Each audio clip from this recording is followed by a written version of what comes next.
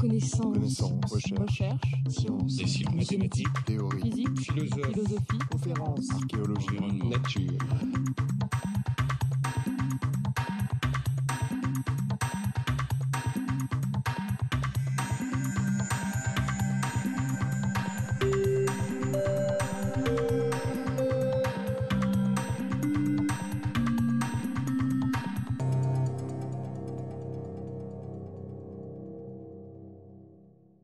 Bon, on va commencer. Ce que je vais raconter aujourd'hui, c'est une suite directe de ce qu'on a discuté la semaine dernière. La semaine dernière, j'ai évoqué le fait que les métaux, les ions métalliques, jouaient des rôles très importants dans la cellule, même si ils sont en quantité très faible par rapport au carbone, à l'oxygène, à l'azote. Aujourd'hui, je vais rectifier un peu le tir et vous allez voir que à l'échelle cellulaire, les concentrations ne sont pas négligeables parce que les cellules ont tendance à concentrer justement ces ions métalliques et de façon assez considérable. Il y a plusieurs aspects qui vont être discutés parce que maintenant on va être dans la cellule.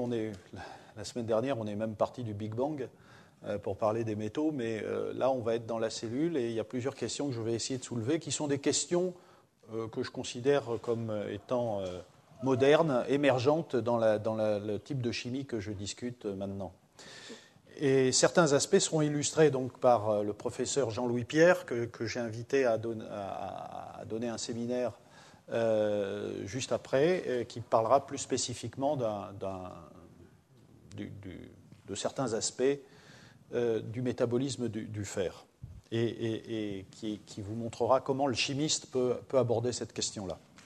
Alors, comme vous le savez, et je l'ai dit, lorsqu'on parle d'ions métalliques, on parle d'éléments traces, on parle d'oligo-éléments, et derrière, il y a cette idée qu'il y a des concentrations faibles.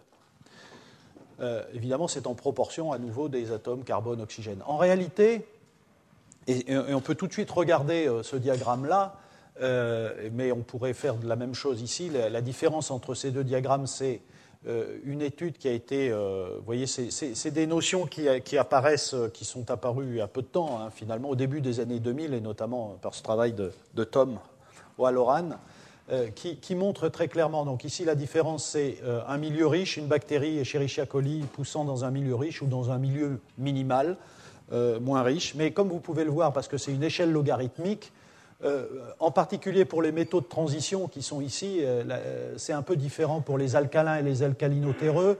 Vous voyez que les concentrations, alors ici en grisé, c'est la concentration des ions dans le milieu, et en blanc, c'est dans la cellule. Et comme c'est une échelle logarithmique, vous voyez que dans certains cas, c'est pratiquement un facteur de 10 puissance 2, 10 puissance 3.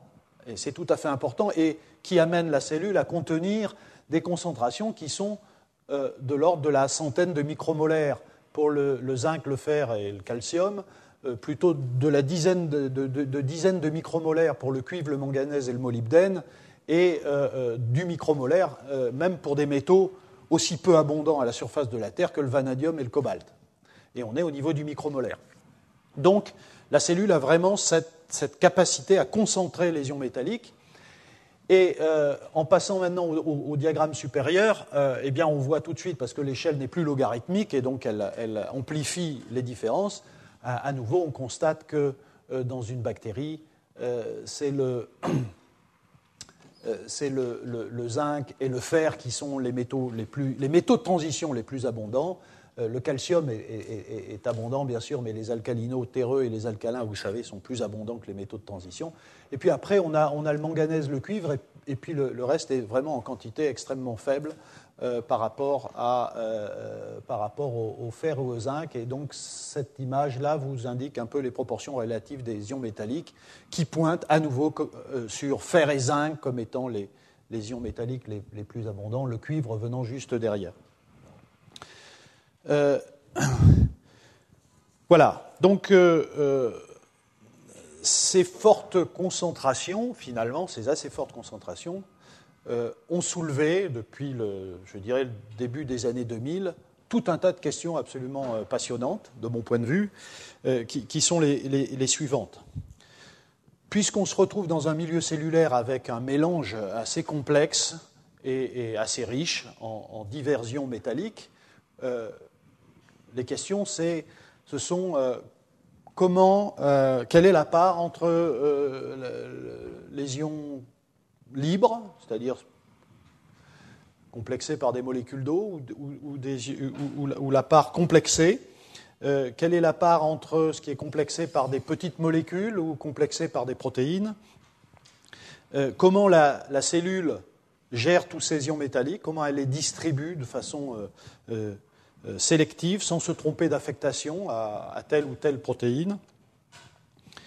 Est-ce que les métalloprotéines, donc les protéines qui contiennent de façon relativement stable un ion métallique, acquièrent le métal directement du jus cellulaire, ou bien, et donc, si c'était le cas, comment est contrôlée la sélectivité, comment la protéine prend spécifiquement du manganèse plutôt que du cuivre, et c'est toutes ces questions-là qu'on va essayer d'aborder. Et finalement, est-ce qu'il y a des machineries particulières, protéiques bien sûr, qui, une fois que le métal est rentré à l'intérieur de la cellule, gèrent ça, se débrouillent pour apporter ces ions métalliques spécifiquement aux cibles.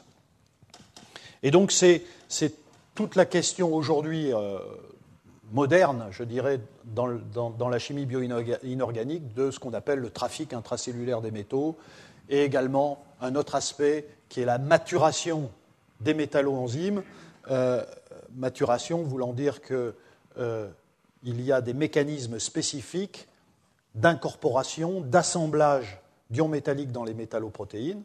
Ça peut être des mécanismes très complexes, c'est des mécanismes très variés, parce que la situation est totalement différente si vous avez un seul ion métallique qui vient se fixer sur une protéine, ou si vous avez plusieurs ions métalliques. La semaine dernière, j'ai montré ce que j'ai appelé des clusters métalliques d'une très grande complexité. Vous pouvez avoir 4, 6, 10 atomes métalliques assemblés, et puis la situation est aussi différente si, en plus d'un ion métallique, vous avez une partie organique qui est fixée à ce métal et qui doit être incorporée dans la protéine. Et c'est ça la maturation. Alors aujourd'hui, je ne parlerai pas tant que ça de la maturation. Dans le futur, c'est un sujet qui m'intéresse, je le développerai, et vous verrez que dans le cas de systèmes absolument essentiels, comme la nitrogénase, comme l'hydrogénase, il y a des machineries de maturation des métalloprotéines qui sont absolument incroyables sur le plan de leur structure et de leur réactivité chimique. Alors, effectivement, pendant longtemps, on n'y a pas trop réfléchi, et donc on imaginait qu'il y avait un ensemble d'ions métalliques disponibles et que les protéines récupéraient ces ions métalliques. Et en fait, aujourd'hui, on sait que les choses sont plus complexes, et donc la question, les questions sont les suivantes. C'est, d'une part, évidemment, ces ions métalliques qui sont à l'extérieur de la cellule, c'est quels sont les mécanismes de solubilisation dans certains cas, et là, l'exposé de Jean-Louis Pierre portera en partie sur ces questions-là. Comment ces ions métalliques traversent les membranes? Ce sont des entités chargées, donc vous voyez bien qu'il y a un problème et qu'il y aura là aussi des machineries protéiques intéressantes qui vont permettre de traverser. Comment tel ou tel ion métallique arrive dans tel ou tel compartiment, parce que la cellule contient des compartiments, des vésicules, des mitochondries, des noyaux, et donc là, il y a un problème d'adressage spécifique. Évidemment, je l'ai évoqué, comment on contrôle la fixation sélective. Ici, on a besoin de fixer du zinc et pas du cuivre. Ici, on a besoin de fixer du fer et pas du nickel. Et donc, comment tout ça est contrôlé. Alors, il y a une première réponse qui a été donnée, qui est toujours discutée, c'est l'information existe dans la protéine. J'avais évoqué ça dans le cas de la catalyse en disant, finalement, c'est lors de la synthèse des protéines que le pouvoir catalytique des enzymes apparaît. Il y a aussi ce débat-là. évidemment, il y a des informations au niveau du site actif de la protéine, des informations en termes de nature des atomes, azote, oxygène, soufre, qui vont fixer le métal, arrangement dans l'espace, importance de l'arrangement géométrique des ligands, nature de cette coordination. Vous savez qu'il y a des ions métalliques qui préfèrent être tétra-coordonnés, d'autres hexacoordonnés, et donc la protéine peut fournir cette information-là. Mais c'est clair, aujourd'hui, on sait que ça contribue, mais c'est assez marginal, et que, en réalité, ce problème de la fixation sélective aux protéines est géré et solutionné par l'acquisition par les cellules, toutes les cellules du monde vivant, de machinerie protéique spécifiquement dédiée à l'adressage des ions. Et je vais essayer de vous montrer comment ça fonctionne. Parce qu'en effet, on a le problème suivant, c'est-à-dire que finalement, on sait aujourd'hui, on peut résumer ça par la série de Irving-Williams, que les protéines, et c'est une sorte de... satisfont à une loi relativement universelle, à savoir qu'elles ont beaucoup plus d'affinité pour le cuivre et le zinc qu'elles n'en ont pour le fer et le cobalt, et encore moins pour le magnésium et le calcium.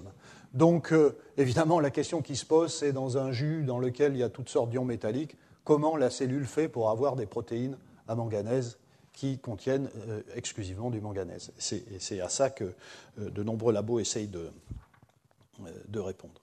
Ce qui est assez intéressant dans ce domaine-là, c'est que finalement, il y a un grand nombre de concepts et de découvertes qui ont été liés à des travaux sur une maladie génétique, deux maladies génétiques, la maladie de Menkes et la maladie de Wilson, qui sont des maladies génétiques donc associées à des perturbations de l'homéostasie du cuivre. J'en ai profité juste pour aller dans le dictionnaire et vous donner, parce qu'il y a différentes définitions de l'homéostasie, c'est quelque chose de complexe, j'ai retenu celle-là. Donc c'est la tendance des organismes vivants à maintenir constants leurs paramètres biologiques face aux modifications du milieu extérieur. Et en effet, parmi une très grande quantité de paramètres biologiques, il y a le contrôle de la concentration des ions métalliques. Si ces concentrations varient trop, dépassent certaines limites, c'est-à-dire trop ou pas assez, on a des problèmes pathologiques qui peuvent être assez graves. Quand c'est trop, eh bien, vous avez des réactions de type stress-oxydant qui se mettent en place, et si vous n'en avez pas assez, évidemment, vous avez des métalloprotéines qui n'ont pas leur métal et qui ne sont pas actives. Donc il faut vraiment contrôler ça, et ces protéines participent au contrôle de l'homéostasie du cuivre. Pardon. Et donc je vais parler essentiellement de cuivre aujourd'hui. Alors, en fait, lorsque les gens qui travaillaient dans ce domaine ont découvert les gènes liés à ces maladies génétiques, qui sont les gènes producteurs des protéines correspondantes, que j'appelle ATP7A et ATP7B, qui sont des protéines qui fixent le cuivre. Ces découvertes-là ont amené également à découvrir des partenaires de ces protéines, et ces partenaires-là qui ont révélé un certain nombre de caractéristiques du trafic intracellulaire du cuivre, et notamment, ce que je développerai un tout petit peu, la notion de métallochaperone, qui joue des rôles extrêmement importants dans le contrôle et le transport du cuivre. Alors, ces protéines, je vais commencer par là, ces protéines ATP7A et ATP7B ont été montrées assez rapidement comme étant des protéines membranaires qui sont présentes dans des membranes de compartiments spécialisés, qui fixent le cuivre et qui permettent le transport de cuivre, on verra pour quelques applications cellulaires. Donc ce sont des protéines qui facilitent l'entrée du cuivre dans l'appareil de Golgi, où sont synthétisées et maturées un certain nombre de protéines à cuivre, et l'excrétion du cuivre au niveau de la membrane plasmatique.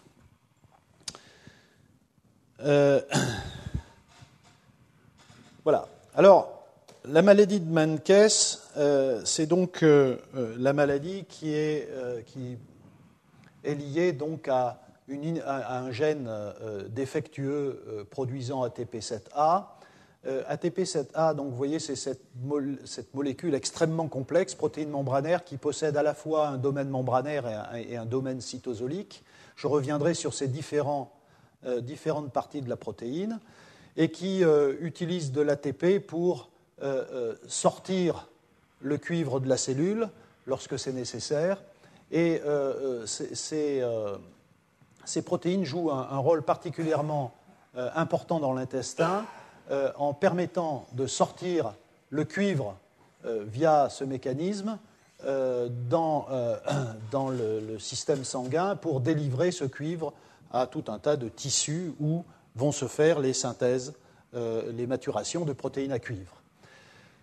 Et donc dans ces entérocytes, lorsque vous avez une inactivation de cette protéine, eh bien vous avez une accumulation du cuivre dans l'intestin. Et comme vous ne délivrez pas le cuivre au tissu périphérique, vous avez une déficience de tout un tas d'enzymes à cuivre. Et donc tout ça a un impact, comme je vous le dirai tout à l'heure, sur le plan moléculaire, mais en tout cas qui se traduit par le fait que vous avez c'est une maladie très grave, neurodégénération, convulsions, comme vous pouvez le voir ici, et évidemment il n'y a que des photos de petits enfants parce qu'en effet ils ne vivent pas plus longtemps que quelques années, des problèmes au niveau des cheveux, hypothermie, désordre du tissu conjonctif, etc. Et donc ils sont traités malgré tout, et comme ça se traduit essentiellement par une déficience de tout un tas d'enzymes à cuivre extrêmement importante, eh bien la stratégie c'est de leur donner du cuivre. Et donc tout simplement aujourd'hui le traitement c'est des complexes histidine-cuivre. Histidine, un acide aminé qui est un bon complexant du cuivre, et ceci permet d'améliorer un petit peu pendant quelques années la vie de ces malades. Bon, certains ici connaissent ça. Le cuivre est un métal extrêmement important pour tout un tas d'activités enzymatiques. Vous trouverez ça assez facilement un peu partout. Et en particulier, comme je l'avais évoqué la semaine dernière, c'est un métal redox, c'est un métal qui a la capacité d'exister sous différentes formes redox dans le domaine de stabilité de l'eau, cuivre 2, cuivre 1, donc effectivement c'est un métal qui est doué pour recevoir un électron, pour en donner, pour activer l'oxygène moléculaire, et c'est pour ça que vous allez trouver le cuivre dans des systèmes de transfert d'électrons, et puis dans toute une série de réactions, d'oxydation de molécules, et de production de molécules qui jouent des rôles, de petites molécules qui jouent des rôles extrêmement importants, en particulier dans le système nerveux central. Voilà. Dans le cas de la maladie de Menkes, c'est assez clair qu'il y a tout un tas d'enzymes extrêmement importantes qui voient leur activité chuter terriblement, et ça se traduit par des symptômes qui correspondent à l'inactivation de ces enzymes. Probablement l'une des plus importantes, c'est la cytochrome oxydase. Peut-être vous avez vu dans le programme du cours, c'est que le dernier cours portera sur la chimie de cette cytochrome oxydase, qui est un système absolument fantastique, qui joue un rôle important dans la respiration. Et il s'avère que le séminaire suivant sera donné par Jim Coleman, qui est un professeur à Stanford, et qui est un des grands chimistes du XXe et XXIe siècle, en tout cas dans ce domaine, et qui actuellement produit des résultats absolument fantastiques sur des modèles de cytochrome oxydase.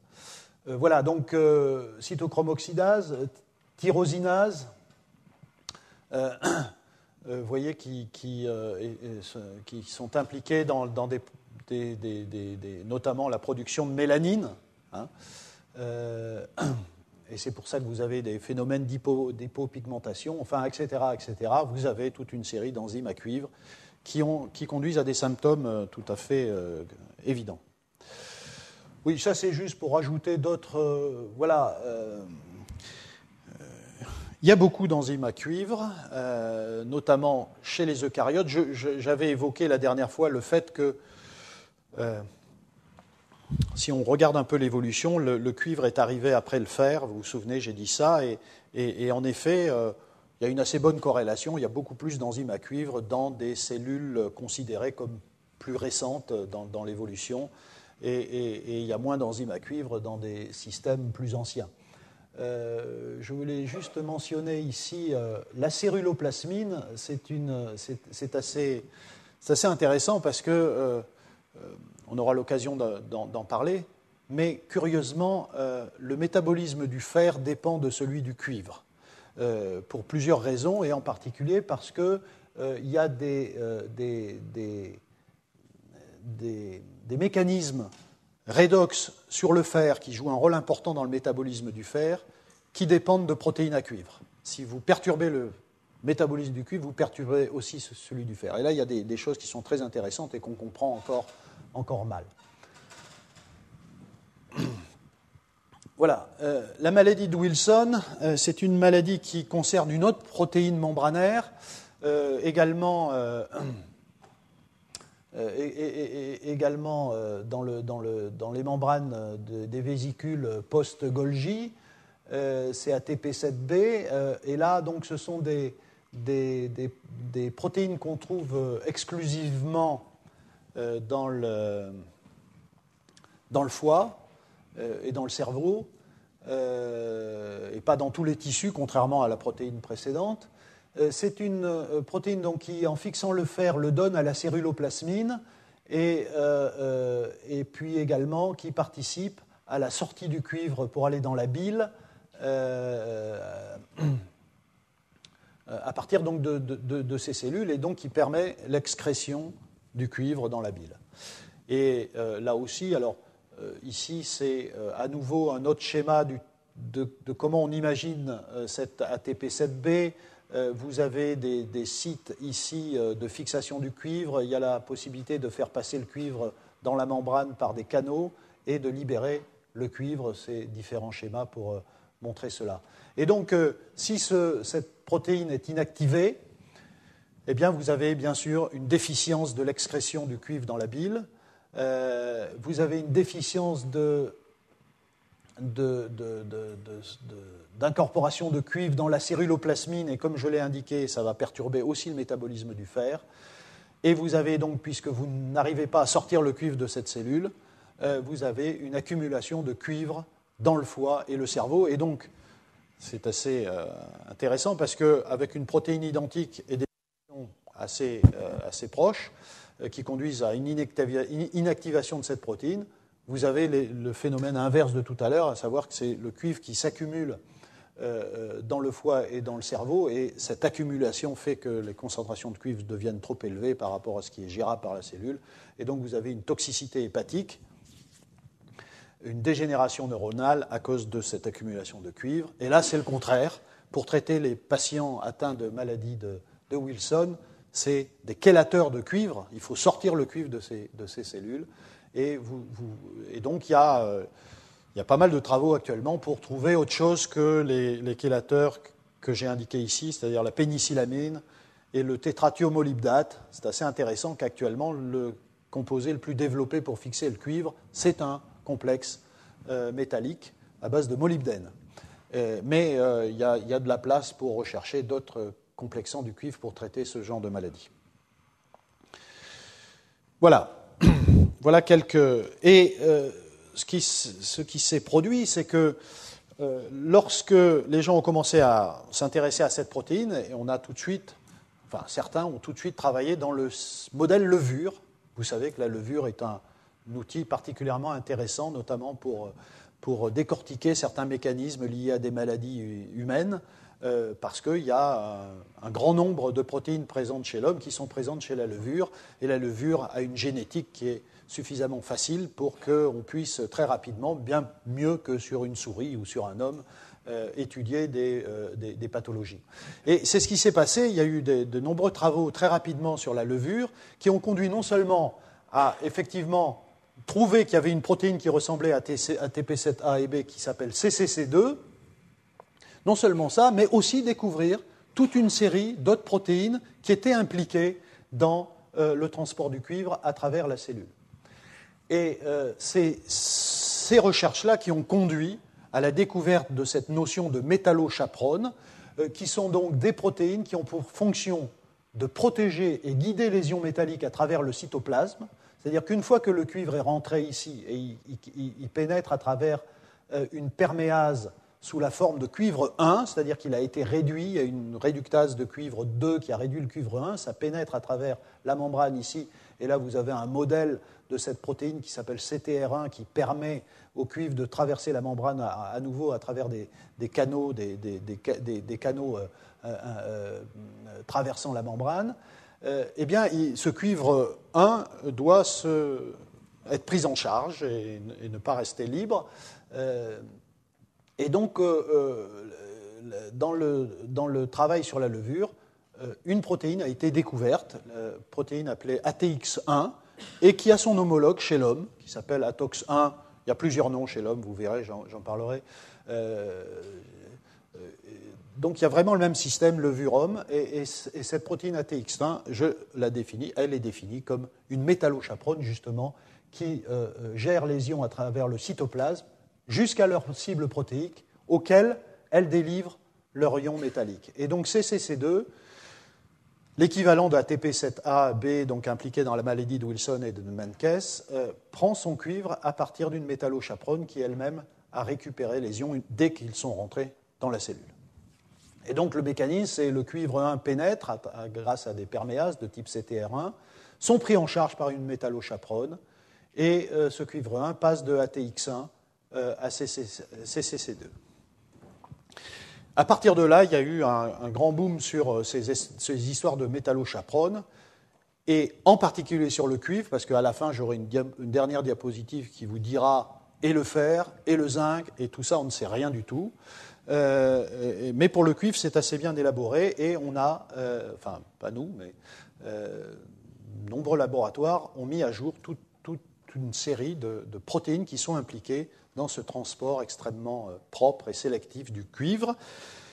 Et je ne vais pas discuter de tous ces systèmes, je vais essayer de montrer comment chimiquement les choses se passent avec quelques exemples, et je vais être amené à parler d'un deuxième système qui est celui qui conduit à la maturation de la superoxyde dismutase. Je vais en dire un mot tout de suite. Superoxyde dismutase, qui est une enzyme à cuivre qui joue un rôle extrêmement important dans toutes nos cellules, d'ailleurs dans toutes les cellules du monde vivant qui vivent à l'oxygène, puisque c'est un système qui nous protège en particulier des produits dérivés de l'oxygène qui sont toxiques. Et ce cuivre, de la même façon que CCC2, il est acquis à partir d'une métallochaperone qui s'appelle CCS1 dans la levure, et qui fait la même chose qu'ATX1, c'est-à-dire de récupérer du cuivre et de l'apporter sélectivement à la superoxyde dismutase. Alors, un petit calcul, et qui vous montrera, juste pour vous montrer pourquoi il y a ces métallochaperones. Voilà, ça c'est. Et donc ce calcul est basé sur la superoxyde dismutase. Voilà, c'est cette protéine, j'y reviendrai un peu plus tard. Cette protéine qui est un dimère de protéines, vous voyez, c'est deux monomères. Ici, vous avez le site actif, un cuivre et un atome de zinc. Ce n'est pas très clair, mais je ne sais pas si, comme on vient de me montrer ce truc-là, non, c'est pas tellement mieux. Et puis la caméra, je crois, a besoin de lumière. Voilà, donc un atome de cuivre, un atome de zinc, ce n'est pas absolument nécessaire de regarder dans le détail la coordination, on aura l'occasion de le faire un peu plus tard. Vous avez, on l'a dit, à peu près 100 micromolaires de cuivre dans la cellule, basé sur ce nombre d'atomes qui a été déterminé dans le travail précédent. Et dans ce travail-là, donc c'est ce chiffre-là qui est dans cette colonne, 4 10 puissance 5 atomes de cuivre. Et si on admet qu'on a un volume cellulaire de l'ordre de 10 puissance moins 14 litres, vous arrivez à cette concentration que j'ai indiquée, 100 micromolaires. On peut mesurer les quantités de protéines, superoxyde dismutase, et on trouve de l'ordre de 60 000 molécules par cellule. Et si on mesure l'activité enzymatique, on trouve qu'il y en a 50 000. Elles ne sont pas toutes actives. Enfin, voilà. presque 80% de ces superoxydes dismutases sont actifs. Et c'est la quantité qui est indiquée ici. Lorsque on regarde l'effet de l'inactivation du gène qui correspond à la métallochaperone, le fameux CCCS qui apporte le cuivre à la superoxyde dismutase, évidemment, alors si on inactive le gène de la SOD, de la superoxyde dismutase, bien sûr, alors ce que vous voyez, c'est que la quantité de cuivre ne change pas, même si on n'a plus de superoxyde dismutase. Par contre, évidemment, il n'y a plus de superoxyde dismutase puisqu'on a inactivé le gène et il n'y a pas d'activité superoxyde dismutase dans la cellule. Si maintenant on touche au gène de CCCS, qui s'appelle en fait pas CCCS, mais LYS7, c'est pas un problème, c'est comme ça, vous ne touchez pas tellement non plus à la quantité de cuivre qui rentre dans la cellule, la quantité de superoxyde dismutase n'a pas tellement changé. Par contre, évidemment, vous n'avez plus de CCCS puisque vous avez inactivé le gène. Et là, ce que vous observez, c'est que vous avez à peu près 0,4% de l'activité de superoxyde dismutase. Donc là, ça montre très très clairement qu'il y a des protéines qui jouent un rôle essentiel dans l'activité superoxyde dismutase qui est si importante. Et donc, vous pouvez toucher à l'activité superoxyde dismutase en touchant quelque chose d'autre, en l'occurrence la métallochaperone qui est impliquée dans le transport du cuivre à la superoxyde dismutase. Évidemment, si vous cassez les deux gènes, il n'y a plus rien nulle part. Maintenant, si vous avez comme information supplémentaire que l'affinité de la superoxyde dismutase pour le cuivre est extrêmement forte. Ici, c'est la constante d'affinité la constante de cet équilibre thermodynamique, et donc le complexe cuivre-sode est extrêmement stable. Et donc, qu'est-ce que ça veut dire ? Ça veut dire que si maintenant vous appliquez, je ne sais pas si je peux faire le calcul comme ça, mais si vous, oui, tout simplement, enfin, je veux dire, si vous appliquez donc dans cette ligne-là, vous voyez que vous n'avez plus d'activité superoxyde dismutase, vous avez encore une grosse quantité de cuivre, et en dépit de cette grosse quantité de cuivre qui existe dans la cellule, de la très grande activité, la très grande efficacité de SOD pour fixer du cuivre, vous n'avez strictement aucune activité. Comment ça se fait ? Parce que thermodynamiquement, ça voudrait dire qu'il y a du cuivre, donc la SOD devrait fixer le cuivre. Et il n'y a rien. Eh bien, il n'y a rien parce que si vous faites le calcul en prenant ça et cette activité, vous arrivez au fait que la concentration de cuivre dans la cellule, libre, accessible par la SOD, est de 10 puissance moins 18 moles par litre, c'est-à-dire, ça ne veut pas dire grand-chose, parce que lorsque vous avez 10 puissance moins 10 moins 11 moles par litre, vous avez à peu près un atome de cuivre par cellule. Donc ça veut dire qu'il n'y a pratiquement rien comme cuivre libre qui est accessible par la SOD. Donc tout le cuivre cellulaire est complexé. Et c'est ce qui est représenté ici, ces ronds verts, bleus, jaunes. Tout le cuivre est complexé. On ne sait pas très bien par quoi encore et comment ça se répartit, mais il n'y a pas de cuivre libre parce que s'il y en avait, il n'y aurait pas de problème lorsqu'on inactive la métallochaperone. Et donc, la métallochaperone qui est indiquée ici est une des formes qui complexe le cuivre, mais une des formes tout à fait particulière. Quand, évidemment, on la sort, il n'y a plus d'activité SOD, il n'y a plus aucune source de cuivre pour activer la superoxyde dismutase.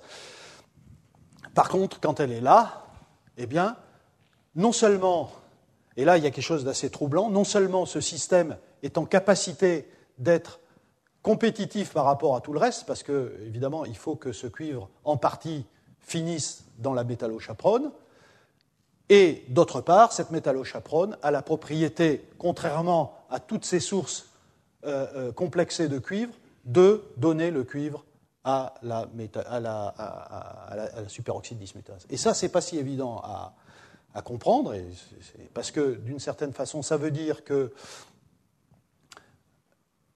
la propriété de la métallochaperone, et c'est pour ça qu'elle est là, c'est pour contrôler, récupérer un peu de cuivre et empêcher que toutes les formes complexantes de cuivre ne mobilisent tout ce cuivre, parce que si ça partait dans ce sens-là, ça serait terminé, puisque cette forme-là n'est pas capable de donner à la superoxyde dismutase. Et en même temps, cette forme-là a la capacité de donner spécifiquement à la superoxyde dismutase, alors qu'elle n'est pas capable de le donner à cette protéine. Et sur le plan thermodynamique, ça pose un vrai problème, parce que, logiquement, si vous regardez ces équilibres-là, cette forme-là devrait donner du cuivre à la superoxyde dismutable. Voilà. Donc c'est quelque chose d'assez étonnant et donc les laboratoires essayent de comprendre qu'est-ce qui fait qu'on a cette réalité anti-thermodynamique. Voilà. Alors, est-ce que ça réside dans certaines propriétés de la complexation du cuivre ? Quelques éléments, je dirais, purement assez triviaux pour ceux qui sont dans le domaine, mais vous donner ces informations. Je rappelle juste une chose, le cuivre est un métal qui peut avoir des propriétés toxiques pour la cellule. Hein, et on l'a vu, quand il y a des excès, il y a des pathologies très graves.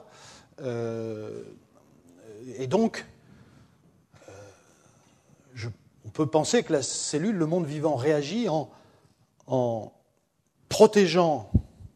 se protégeant contre une réactivité d'un cuivre libre par rapport à des réactivités moins fortes de cuivre complexé, donc en diminuant de façon drastique la quantité de cuivre dit libre, pour éviter justement ces problèmes de toxicité. Mais en même temps, faisant cela, il faut manipuler ce cuivre de façon intelligente pour qu'il puisse, malgré tout, ne pas s'accumuler dans une protéine et n'être disponible pour rien, alors qu'on en a besoin pour tout un tas d'enzymes. Donc c'est ça toute la complexité.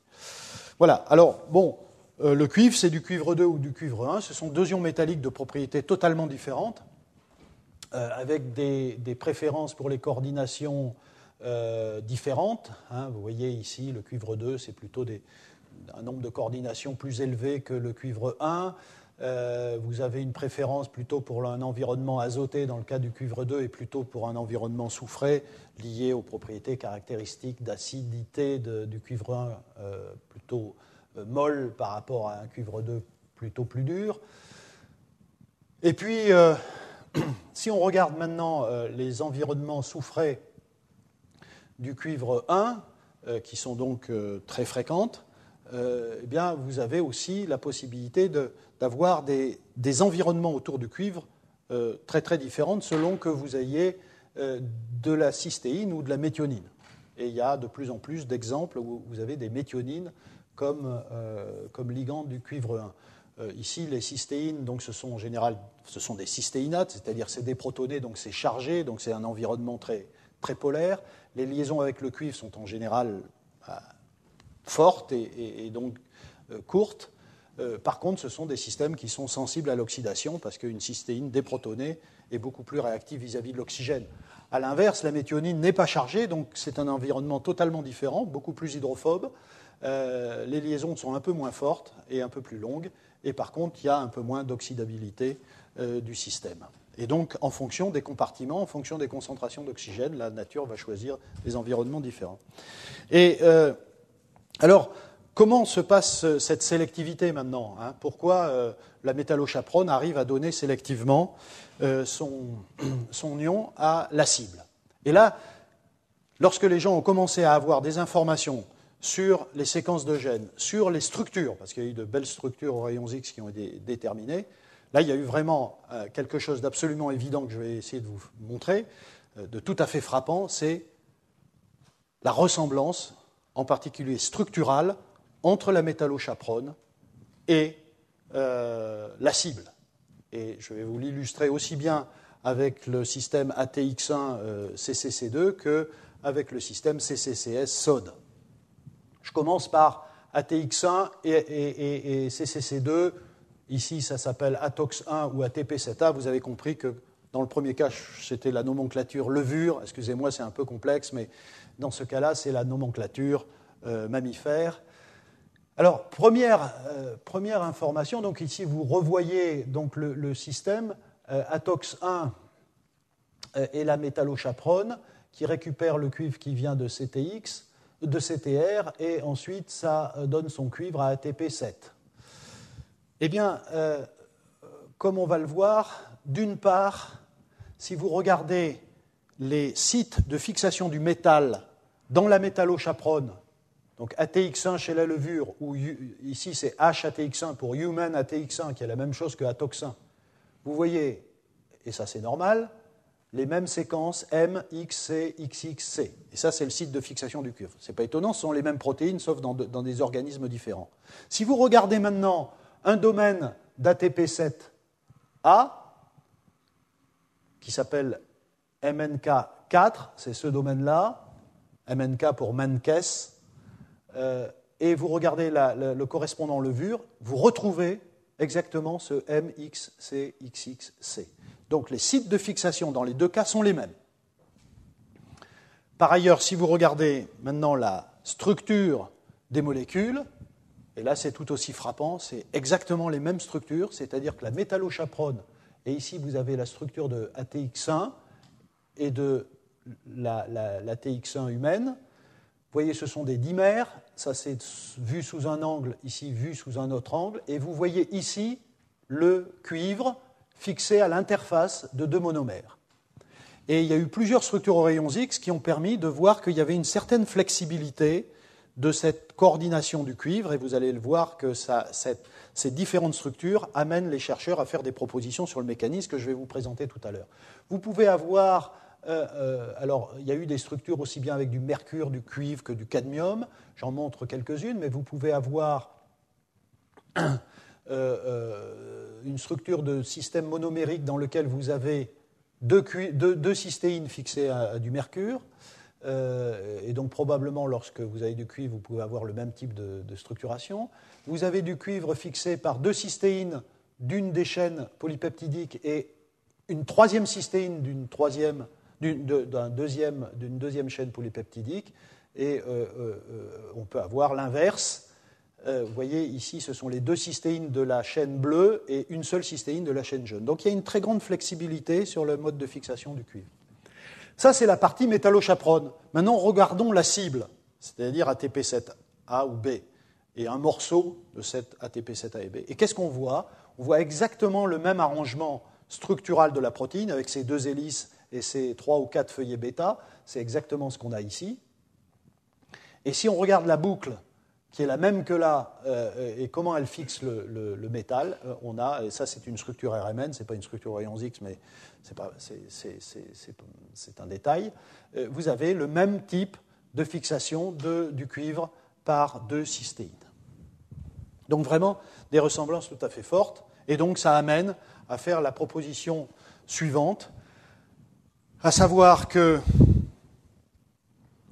puisque ces protéines-là ont la capacité de se lier sous forme de dimères via des interactions à l'interface ici très spécifiques, si la cible possède la même structure, vous pouvez très bien imaginer, cette cible-là, très bien imaginer que, par exemple, la protéine bleue, elle a autant de facilité à se fixer à la protéine jaune pour faire un dimère qu'à se fixer sur cette protéine-là. Et ceci explique le type de mécanisme, et avec des informations structurales qui, en effet, démontrent que vous pouvez avoir une association entre ATX, ici c'est appelé HAH1, parce que c'est human, etc., et ici la partie, non c'est le contraire, voilà, ATX1, et la partie Menkes4, donc la cible, et vous voyez, ce type de complexe, ce n'est pas le dimère dont je parlais tout à l'heure, ce n'est pas le dimère de manganèse de MNK4,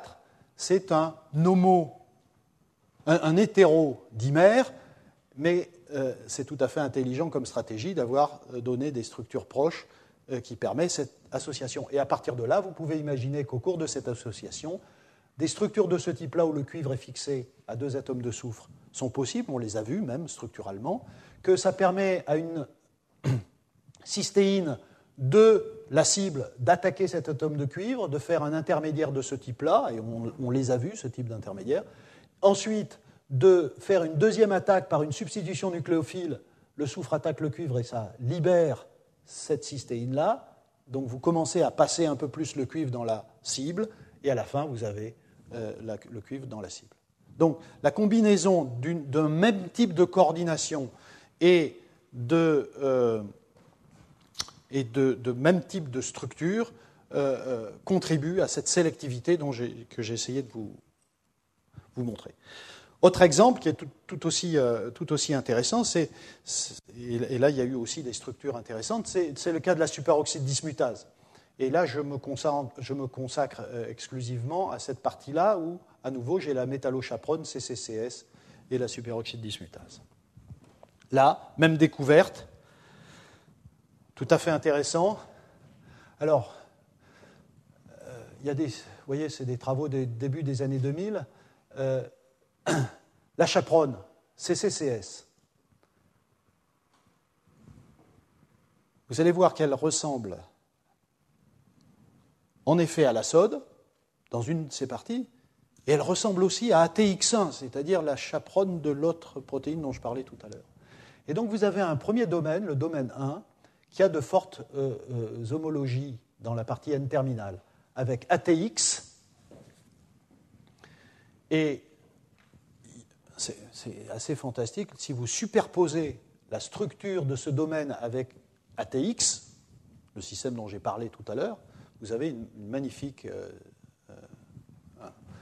ressemblance, et vous avez en effet des cystéines, et on peut penser qu'ici, il y a fixation du cuivre.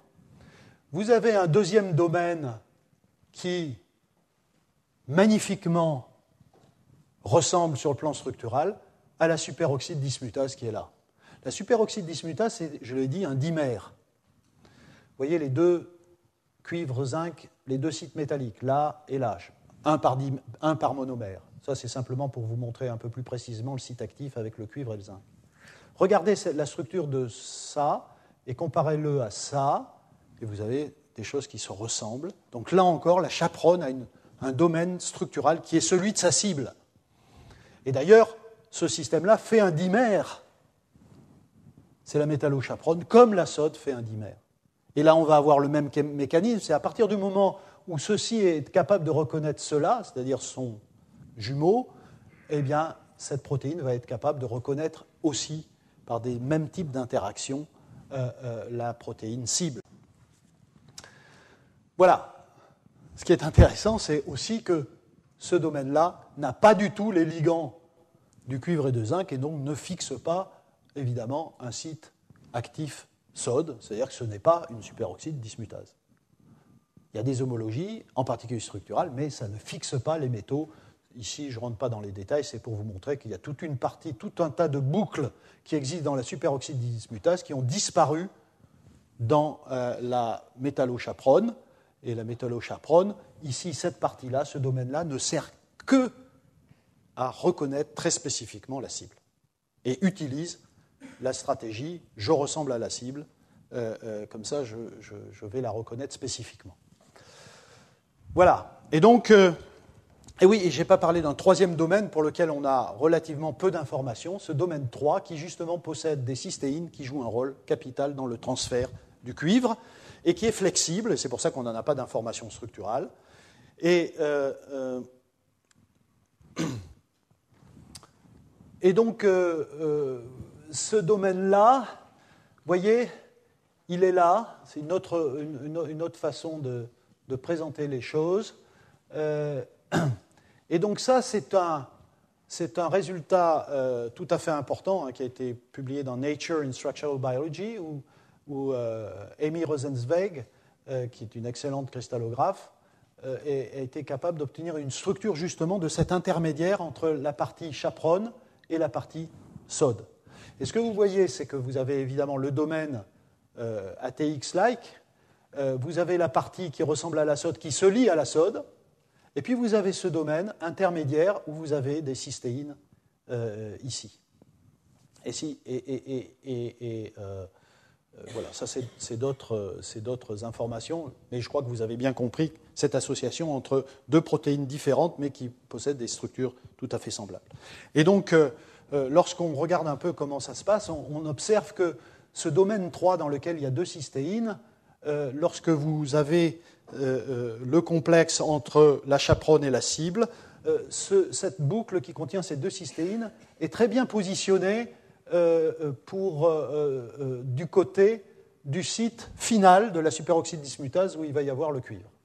Et donc, le mécanisme qui est proposé, c'est que lorsque vous avez cet hétérocomplexe, vous avez l'atome de cuivre qui est fixé comme dans ATX, qui va se promener pour aller être fixé dans le domaine intermédiaire, et ce bras va prendre le cuivre d'ici et le redonner à la superoxyde dismutase. Donc c'est un médiateur de cuivre qui prend de la métallochaperone du site ATX1 et le donne à la cible. Donc c'est assez fantastique.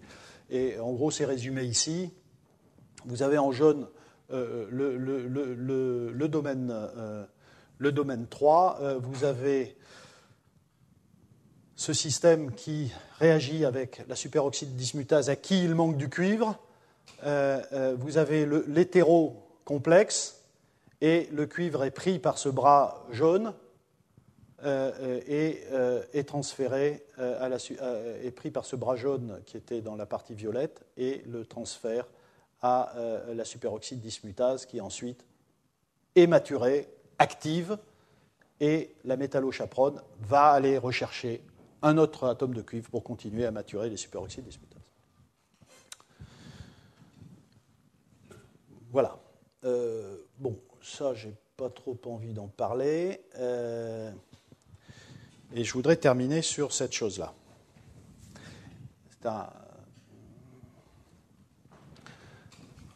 Donc, on commence à comprendre les mécanismes, on commence à comprendre la sélectivité. Vous allez me dire, OK, cette sélectivité, on peut la comprendre dans la partie finale, lorsqu'on arrive à la cible. Mais on pourrait se poser la même question. Comment le cuivre fait pour arriver dans la métallochaperone ? C'est l'histoire de l'œuf et de la poule. Est-ce qu'il y a une protéine qui donne à la métallochaperone et ainsi de suite ? C'est une question. Il y a là aussi des choses à découvrir sur comment la métallochaperone acquiert sélectivement du cuivre et pas du manganèse, du zinc, etc. Bon. Donc pourquoi un tel contrôle intracellulaire du cuivre ? C'est-à-dire à la fois des chaperones pour transporter le cuivre et tout l'effort que fait la cellule pour que les concentrations de cuivre libre soient nulles, moins d'un atome par cellule. Évidemment, chose assez évidente, eh bien, je l'ai dit, parce que le cuivre est toxique et qu'il faut éviter des réactions de ce type-là entre le cuivre et l'oxygène, le cuivre et l'eau oxygénée, qui produisent des radicaux extrêmement réactifs. Je consacrerai un de ces jours du temps à parler de ces problèmes de stress oxydant dans lesquels les métaux sont très impliqués. Évidemment, on l'a dit, maturer sélectivement les protéines à cuivre, lorsque vous avez ces métallochaperones avec toutes ces propriétés de complexation du cuivre et de structuration générale tridimensionnelle qui permet d'adresser sélectivement le cuivre à la cible, évidemment, c'est un mécanisme tout à fait intéressant. Ce dont je voudrais parler, pour terminer, c'est cet aspect-là, c'est que la métallochaperone, elle sert aussi, ce mécanisme de contrôle intracellulaire du cuivre sert aussi à éviter l'incorporation du cuivre dans les autres sites métalliques, parce qu'en effet, si à nouveau vous appliquez la série d'Irving-Williams, c'est-à-dire que vous dites les protéines sont essentiellement douées pour faire du cuivre. La question, c'est comment vous faites pour obtenir des protéines à fer, manganèse, nickel, zinc, etc., lorsque vous avez du cuivre. Et j'ai déjà soulevé cette question, et je voudrais vous faire part d'un travail qui a été publié dans Nature en 2008, qui est absolument fascinant, et qui permet de comprendre un certain nombre de choses, et je terminerai là-dessus. C'est Nigel Robinson, en Angleterre, qui a fait ce travail. Et il s'est posé la question suivante. Il a pris un modèle qui est cyanobactérie, c'est un type de bactérie, et il a essayé d'identifier quelle est la protéine la plus abondante à cuivre et la protéine la plus abondante à manganèse. Donc je ne détaille pas sur la stratégie qu'il a utilisée, et il a en effet sorti une protéine à cuivre qui prédomine largement, que j'appellerai donc CuCa, cuivre Ca. Et de façon absolument incroyable, la protéine à manganèse prédominante, qui s'appelle manganèse Ca, est une protéine qui ressemble étrangement du point de vue structural, parce que les structures ont été obtenues, c'est-à-dire tout ce travail, il y a eu aussi un travail de biologie structurale très, très poussé. Cette protéine, ces deux protéines ont exactement les mêmes propriétés structurales, enfin sont très proches. Elles sont tellement proches que, donc vous voyez ici une des structures, la protéine manganèse CA dans laquelle il y a un atome de manganèse. Bon, vous voyez, il y a un aspartate, 2 histidine, et puis il y a une molécule d'eau. Voilà, bon, c'est un type de coordination possible pour le manganèse. Elles sont tellement proches, d'ailleurs, que lorsque vous mettez du cuivre dans la protéine CUCA, vous voyez un spectre RPE lié au cuivre 2. Quand vous mettez du cuivre dans la partie dans la protéine MNCA qui ne contenait pas du manganèse, l'apoprotéine, vous avez exactement le même type de spectre qui indique des coordinations tout à fait semblables. Ce qui pourrait paraître embêtant, c'est ça, à savoir que ces deux protéines qui se ressemblent, évidemment, si on applique la série Irving-Williams, devraient ne prendre que du cuivre. Hein. Et effectivement, c'est ce qui se passe. Si vous regardez ça, lorsque vous mettez la protéine, l'apoprotéine, c'est-à-dire qui ne contient pas le métal, en présence d'un mélange équivalent de manganèse et de cuivre, vous voyez ici, vous n'avez absolument aucun zéro manganèse dans la protéine et vous avez un cuivre dans la protéine. Donc en effet, la série s'applique, ça prend du cuivre. Donc comment faire dans un milieu qui contient du cuivre? Et il faut mettre des excès absolument énormes de manganèse par rapport au cuivre qui n'existent pas dans la cellule, 1000, 10 000 pour arriver à mettre du manganèse dans cette protéine. Par contre, si vous prenez la protéine qui contient du manganèse, celle-là, et que vous mettez du cuivre,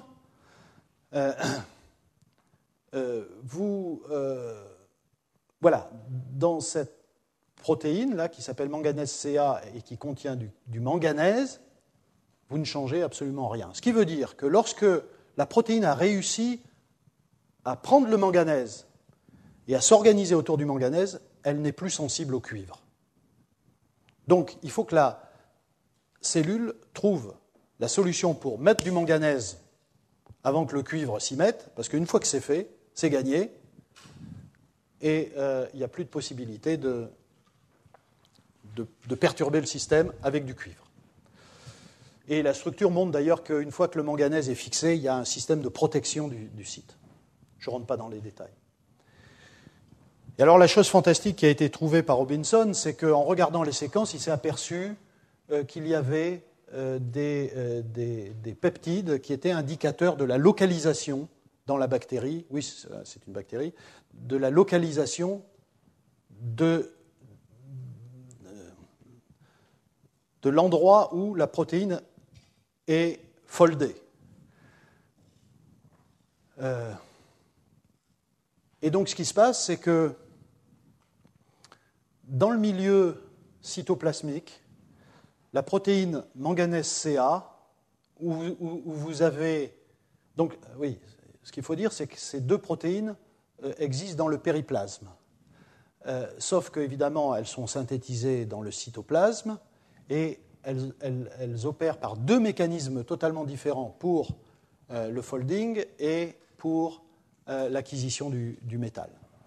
La protéine manganèse CA, c'est une protéine qui est foldée est repliée au niveau du cytoplasme. Comme elle est bien repliée, elle peut prendre du manganèse, et justement, c'est un milieu dans lequel la cellule a fait l'effort de maintenir le cuivre à l'état zéro, grâce au complexant du cuivre et grâce au métallochaperone. Ici, si ce n'était pas le cas, tout démontre qu'il n'y aurait pas de manganèse, il n'y aurait pas de protéine à manganèse. Donc il faut vraiment maintenir le cuivre à l'état zéro pour que des protéines à manganèse puissent exister. Et ensuite, cette protéine possède les mécanismes pour être transportée à travers la membrane périplasmique pour aller dans le périplasme. À l'inverse, la protéine CUCA passe à travers la membrane périplasmique de façon non repliée et acquiert son répliement naturel actif dans le périplasme. Et là, le cuivre n'est pas à l'état 0, enfin, est en concentration suffisante pour acquérir le cuivre par des mécanismes divers. Là, c'est la bactérie. Tout à l'heure, je ne vous ai parlé de transport intracellulaire que chez les eucaryotes. Les bactéries, c'est un petit peu différent. Et donc là, il n'y a pas de problème, parce que de toute façon, même s'il y a du manganèse, il n'y a aucun risque, parce que la protéine préfère le cuivre. Et donc, on peut se retrouver avec des systèmes qui sont à manganèse ou à cuivre, y compris dans des cas où les structures protéiques sont assez semblables. Donc, ici, c'est pour dire qu'une solution au problème de la compétition métallique, c'est l'acquisition des ions dans des compartiments différents. Et donc, l'aspect compartimentation dans une cellule peut permettre de répondre à ces problématiques de gestion des ions. Et je termine en disant et le zinc et le fer. Tout ça pour vous signaler que s'il y a eu une aventure assez intéressante dans le domaine du cuivre que j'ai essayé de vous raconter, c'est une aventure qui continue, il y a encore beaucoup de choses à comprendre. Mais alors dans le cas du zinc et dans le cas du fer, on ne sait strictement rien, en tout cas dans les systèmes eucaryotes supérieurs. On connaît un certain nombre de choses sur les bactéries, et Jean-Louis va nous en parler tout à l'heure. Mais dans le cas du fer, on ne sait rien, il n'y a pas de métallochaperone à faire, on ne connaît pas grand-chose de la maturation des protéines à faire, comme quels sont les systèmes. Je parlerai un jour spécifiquement des protéines fer-soufre, parce que c'est un domaine sur lequel on travaille, et on commence à comprendre des aspects de maturation de fer-soufre, mais très spécifiquement. Et dans le cas du zinc, Tom O'Halloran, qui est le type qui a fait le travail sur le cuivre, une partie du travail sur le cuivre, a également démontré que le zinc était maintenu dans les cellules à l'état 0. Alors vous comprendrez évidemment que c'est un peu comme le cuivre. Si on ne le maintenait pas à l'état 0, à cause de Irving Williams, on n'aurait que des protéines à zinc. Donc il faut effectivement le maintenir à 0. Mais par contre, on ne connaît aucune métallochaperone à zinc. Donc là, il y a tout un travail ouvert pour qui veut s'intéresser à ces choses-là. Et voilà, je termine là-dessus. Je vous remercie. Ça permet de montrer un peu les perspectives et tout le travail qui reste à faire sur ce problème de gestion des métaux. C'est-à-dire que même aujourd'hui, vous voyez, sur des métaux aussi importants que le fer et le zinc, on ne sait rien. Et que voilà, il y a de la place pour des chercheurs là-dedans. Voilà, merci.